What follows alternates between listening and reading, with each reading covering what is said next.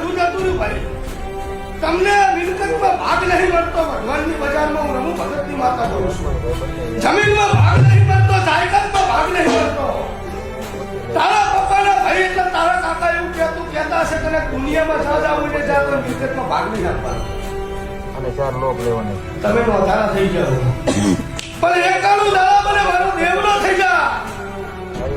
અને વિશ્વાસ રાખ, તારું હકનું હોય એટલું ના લાવું તો મારું નામ માતા. હરમનું હું કોઈનું લેવા જાઉં, પણ તારું હકનું હોય લાવું તો માનજે હું રમુડામાં ભગવાન બોલે મારા 14 કર્મ બને એમાં ખોર ભરાઈ ગયા.